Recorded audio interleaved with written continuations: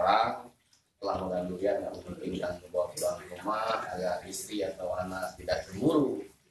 Ada satu mitos yang menyatakan bahwa untuk menghilangkan bau tangan, bau mulut setelah makan durian itu dengan meminum air dari bukan air yang diisi ke dalam kulit durian, kemudian diminum akan menghilangkan bau mulut. Dan sebenarnya ini bukan mitos, sudah jadi turun-temurun dari nenek moyang kita dulu, dan itu telah terbukti aslinya. Nah, begini caranya. Mari kita lihat sama-sama. Saya contohkan, isikan air yang layak diminum.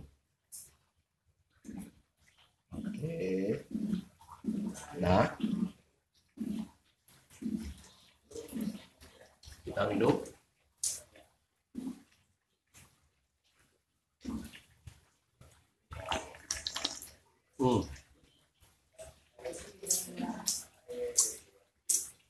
Airnya tidak ada perubahan rasa, sama aja seperti air putih biasa. Nah, ini akan menghilangkan bau dari durian. Ini percaya atau tidak?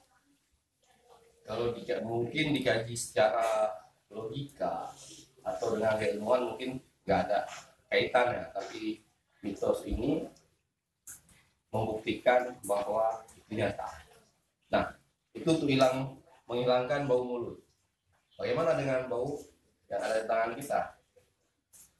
Tinggal cuci tangan melalui tadahan ini, sama seperti yang tadi, tapi bedanya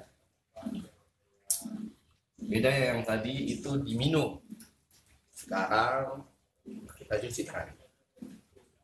Tapi setelah dicuci tangan, airnya jangan diminum, perlu dibuang. Nah, ini ilmu makrifat ya. Ini kenapa hal ini terjadi, dan kemungkinan kalau dari sudut pandang ilmuwan hal ini tidak memungkinkan, tidak ada logika. Tapi masyarakat, ulama-ulama, orang-orang terdahulu itu mengenal dengan cerita tentang makrifat, satu ilmu tentang asal muasal. Nah, dari situlah hal ini bisa membuktikan bahwa ini nyata.